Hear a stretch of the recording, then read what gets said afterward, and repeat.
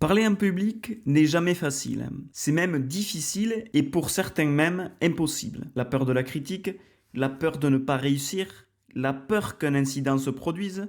Donc on a tous cette peur, à un moment ou à un autre de notre vie, et c'est normal. Alors, mais tu vas me dire pourquoi? Mais je suis figé, moi. J'ai une phobie inexplicable, je n'y arriverai jamais. Alors laisse-moi te dire ici que n'importe qui peut y arriver. On a tous les mêmes capacités. Toi aussi, tu peux y arriver. Donc, laisse-moi te présenter les 7 stratégies du livre Speak Without Fear. Parle sans peur. On communique sans avoir peur. Pour te battre contre tes peurs de parler en public. Alors, si comme moi, tu as peur de parler en public, reste jusqu'au bout car tu es au bon endroit pour trouver des stratégies pour résoudre ce problème. Et commencer à travailler sur ces peurs pour les atténuer ou même les faire disparaître. À la fin de cet épisode, tu auras les outils et stratégies à mettre en place pour combattre ta peur et réussir une présentation avec succès.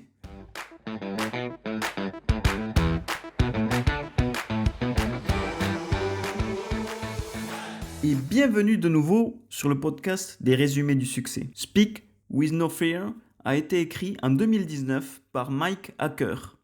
Et donc Mike, c'est un conférencier, un auteur de premier plan, un formateur de conférenciers et un coach exécutif avec plus de 20 ans d'expérience en matière de prise de parole, de développement du leadership et de gestion organisationnelle. Dans ce livre de Mike, il nous donne en fait les actions pratiques et les stratégies à mettre en œuvre pour affronter nos peurs et même les effacer. Alors c'est parti pour la première stratégie. Ici, il nous parle de diagnostic. Donc on doit faire un constat de nous-mêmes. On a des peurs sûrement de monter sur scène, d'échanger. Et donc si on a cette peur, on doit savoir pourquoi elle est arrivée. Parfois on ne sait pas d'où elle provient. On doit donc identifier cette source et la neutraliser pour commencer à avancer. Et donc par exemple quand on est enfant, on est à l'école, on doit monter sur scène, peut-être au collège plutôt. On nous demande de réciter cette poésie devant tout le monde, la fameuse poésie des fables de La Fontaine par exemple. On doit monter au tableau devant tout le monde et donc on a peur en fait. Peut-être qu'à ce moment-là on se dit on a peur, on n'a pas envie de monter sur scène parce qu'on a tout le monde en fait qui va nous regarder. Et donc là imagine toi en tant qu'enfant tu montes sur scène et puis tu commences à dicter ta poésie puis tu regardes tout le monde et d'un coup ta voix qui s'arrête, ta voix qui tremble, tu dis peut-être une bêtise, tu sors pas vraiment le mot que tu veux dire et les enfants autour de toi qui rigolent. Même la prof qui rigole aussi, comment tu vas te sentir? Tu peux aussi, et ça c'est peut-être, ça t'est peut-être arrivé à toi, que quand tu dois te présenter devant ta belle famille, que tu arrives le premier jour et que tu as le stress en toi, et que tu as peur d'y aller parce que tu sais pas comment on va se ressentir, comment tu vas être apprécié auprès de ta belle famille. Donc ça aussi c'est un moment de stress. Ou encore quand tu postules dans une entreprise pour ton premier entretien, voilà, tu es dans ta voiture, tu sais que l'heure arrive et toi tu stresses, mais tu as peur en fait de comment va être pris ton discours ou si tu vas être pris justement pour ce poste. Voilà quelques exemples de cette peur en fait. Quand on a cette peur, on doit réaliser qu'elle existe et donc prendre du recul, prendre conscience, te rendre compte de ce qui t'arrive, de d'où vient ce blocage, que tu as un blocage déjà, c'est là, tu dois prendre conscience de ce blocage. Et donc moi ce que je te propose, et en suivant ce livre, en fait, il nous propose des actions concrètes, 5 actions. La première, c'est remonte au moment où provient ce problème. Rappelle-toi de ce qui s'est passé pour que ce blocage t'arrive aujourd'hui. Est-ce que c'est à l'école? Est-ce que c'est dans ton première demande de stage? Tu avais peur de parler à quelqu'un que tu ne connaissais pas? C'est ta timidité peut-être? Remonte à cet état d'esprit que tu avais au moment où ce traumatisme s'est produit. La deuxième action, c'est analyse ce moment-là. Pourquoi cela t'arrivait-il? Qu'est-ce qui se passait? Pourquoi les enfants se moquaient de toi?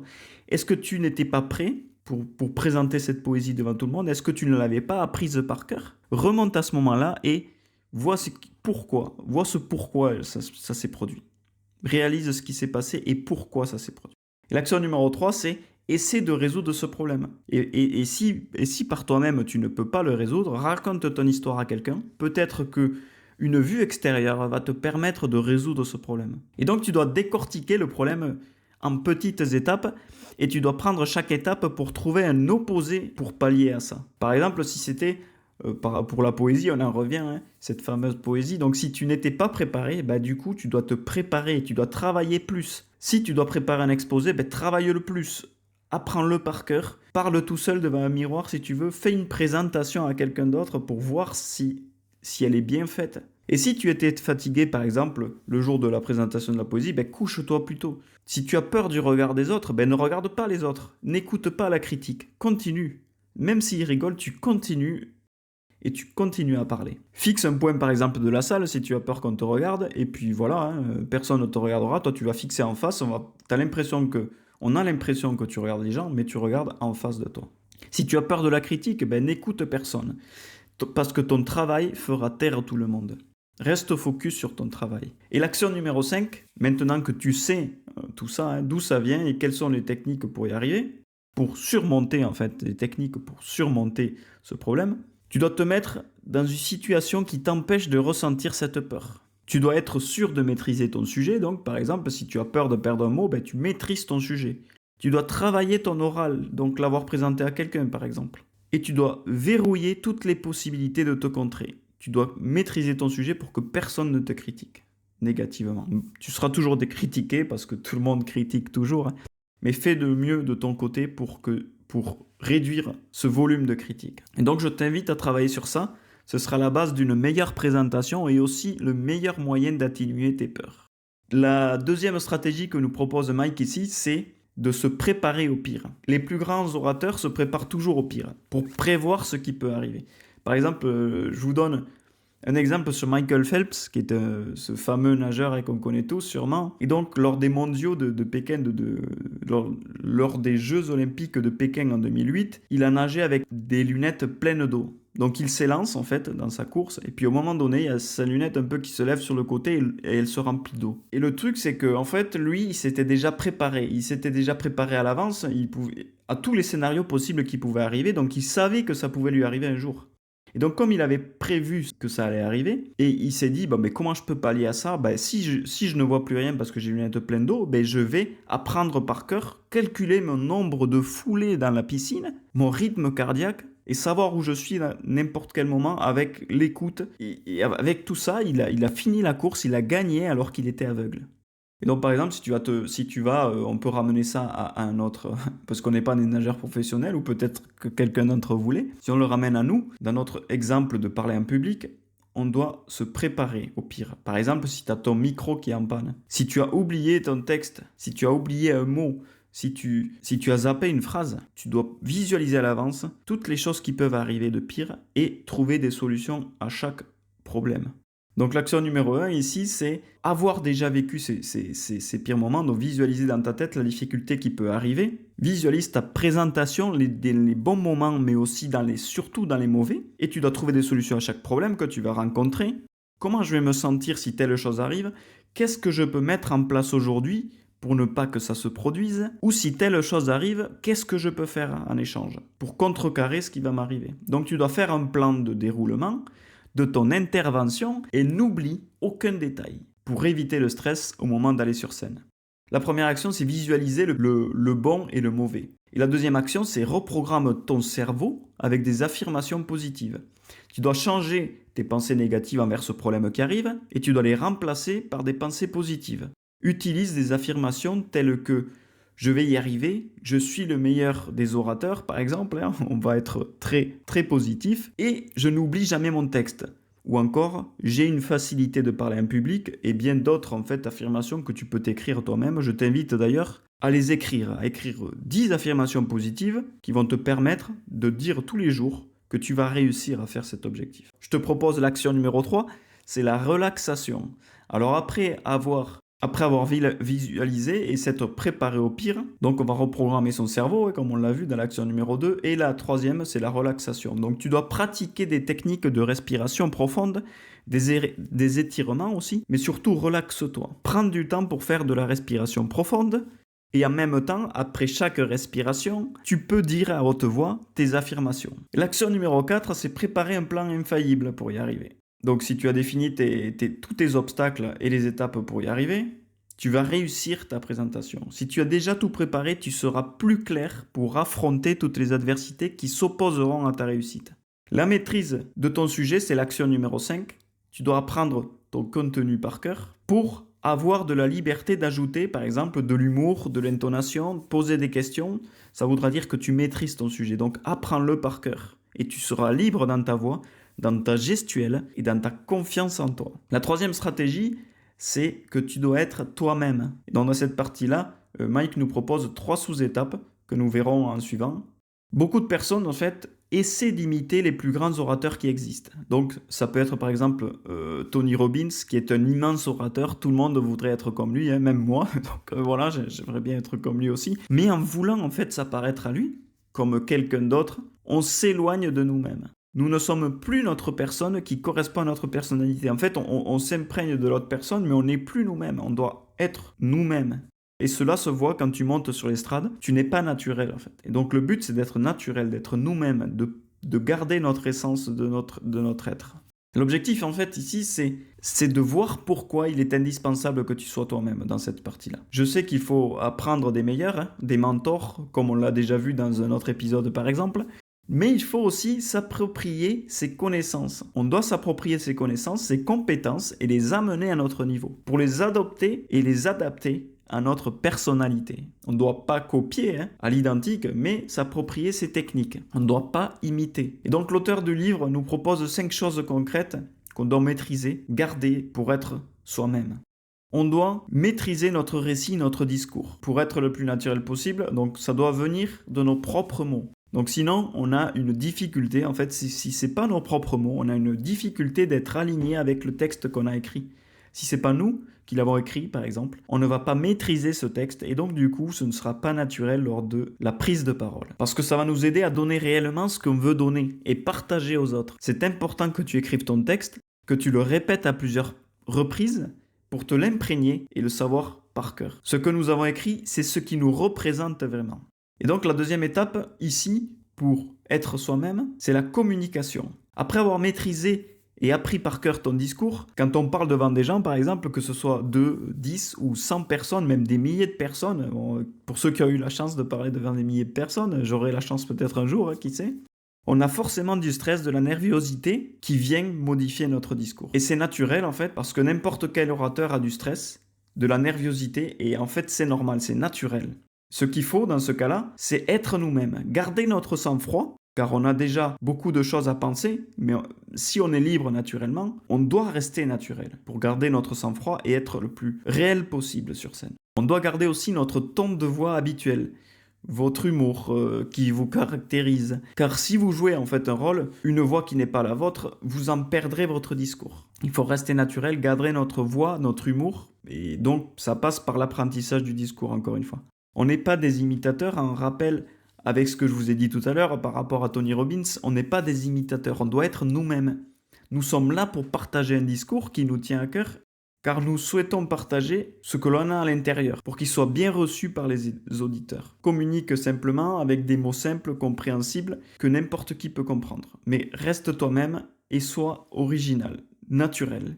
La troisième étape ici, pour rester soi-même, c'est la gestuelle. Donc après avoir maîtrisé, donc, comme on l'a dit, le texte, appris par cœur notre discours et maîtrisé sa communication, puisqu'on l'a répété plusieurs fois, pour moi c'est sûrement le plus difficile quand on veut communiquer, parce qu'on doit avoir une gestuelle qui est naturelle et pas forcée du tout. On va pas dire, par exemple, oui, Tony Robbins, lui, il lève les bras, il montre du doigt les gens, bref, il a des gestuelles un peu brusquées. Cela correspond à sa personnalité à lui, pas à la nôtre. Donc on ne doit pas copier ses gestes, mais comprendre pourquoi il les fait et nous, en créer de nouveaux. Et ta propre gestuelle naturelle, sans stress, sans nervosité, sans mouvement brusque. Bon, la quatrième stratégie, de rester naturel, rester soi-même, donc on doit partager notre présentation à quelqu'un. Par exemple, si tu as suivi les 3 étapes précédentes, tu dois maîtriser d'abord ton texte, tu dois communiquer, savoir communiquer, et tu as maîtrisé ta gestuelle aussi, qui est naturelle. Tu peux maintenant en fait tester à modifier tout ça. Et ça passe par partager déjà à quelqu'un ta présentation. Tu peux l'enregistrer par exemple et lui envoyer ton enregistrement et que ce soit en vidéo qu'on te voit entièrement de tout ton corps pour qu'on voit que ton ami en fait il puisse analyser tes faits et gestes, comprendre ton discours. Est-ce que lui il trouve des lacunes par exemple, des points faibles à améliorer Et comme ça, au moins, en fait, ça te fait ta première présentation. Voilà, en fait, tu es déjà passé devant tout le monde si c'est ta première présentation de ta vie, on va dire, hein. Tu l'auras déjà présenté à tes amis, tu auras moins de stress, en fait, sur scène. Et ça va te permettre surtout d'améliorer en continu ta présentation pour qu'elle soit la plus parfaite possible quand tu passeras sur scène. Et donc, la cinquième stratégie ici, c'est penser à ton audience. Parce que des fois, on se concentre sur notre discours, sur notre communication, sur notre gestuelle, sur comment on s'habille, sur notre ton de voix. Mais la communication, ce n'est pas égocentré sur nous. Ce n'est pas centré sur nous. C'est surtout un partage entre plusieurs personnes. Partagez ce que vous ressentez.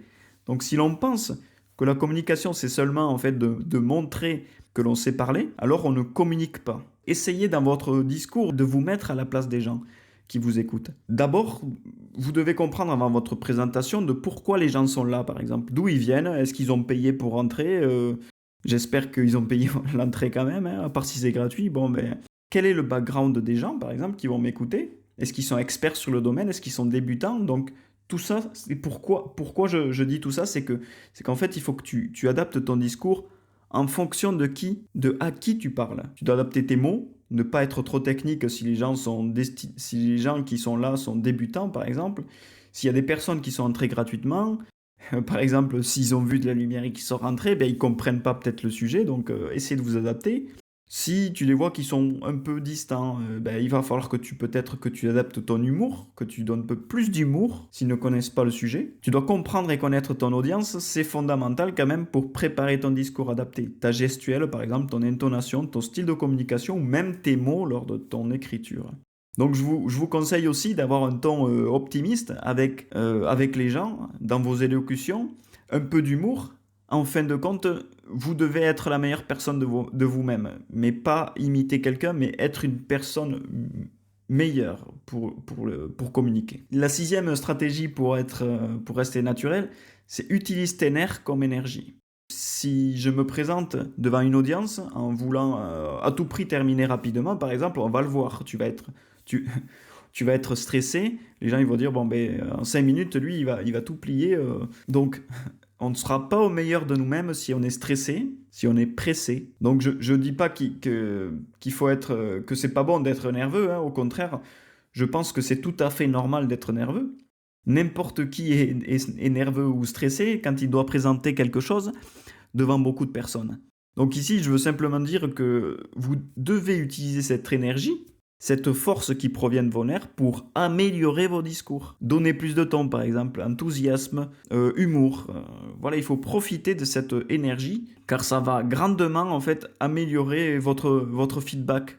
Parce que les personnes vont sentir que vous avez de l'énergie, de la force en vous qui vous pousse et qui va motiver les gens même. Essayez de dominer, de contrôler les nerfs que vous avez pour les utiliser en votre faveur en fait, pour communiquer et améliorer votre parole de la meilleure manière.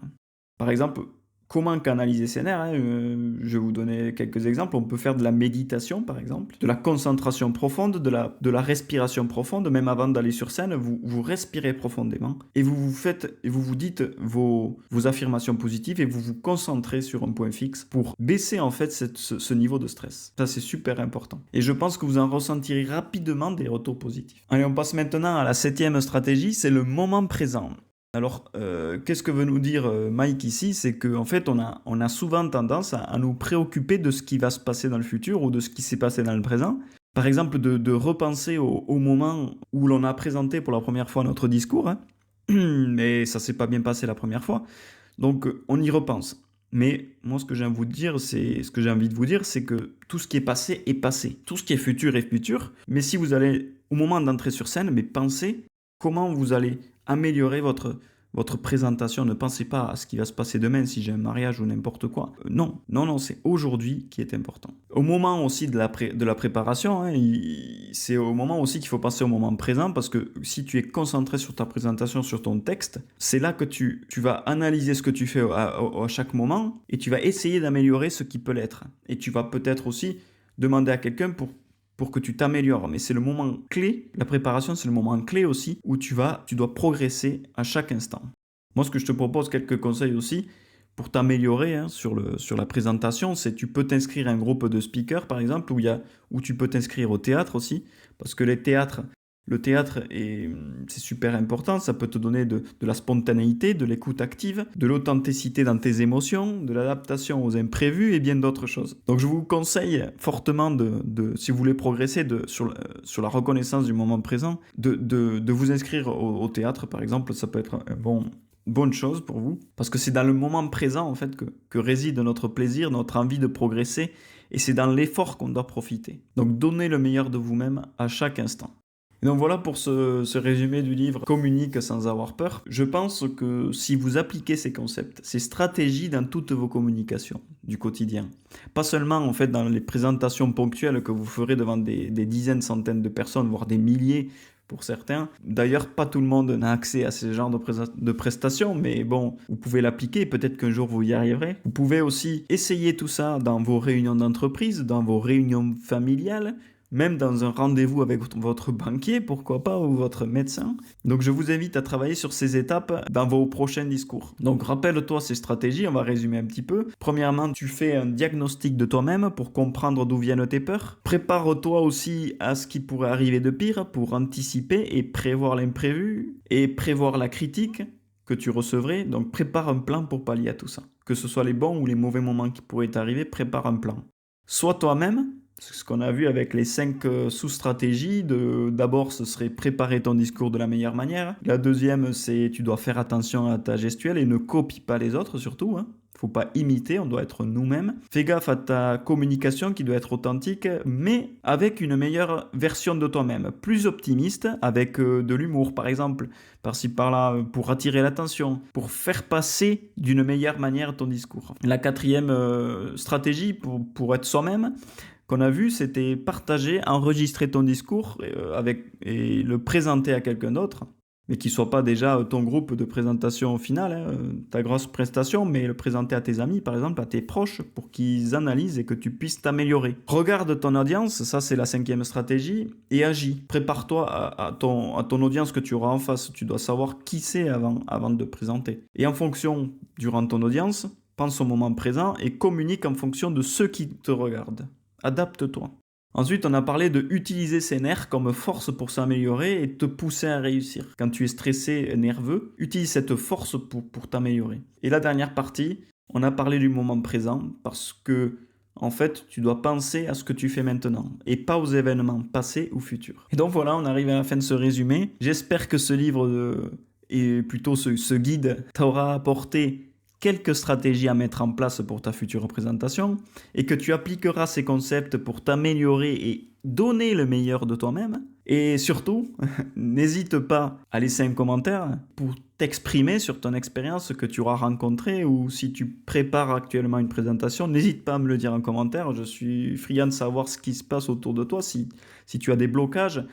N'hésite pas aussi à me poser des questions sur ce sujet, ou si tu souhaites aborder un autre livre, même tu peux me laisser un commentaire, on en parlera prochainement. Donc ce serait très intéressant de savoir quels sont tes ressentis sur ce sujet. Allez, je te souhaite une bonne continuation et puis à très vite pour le prochain épisode.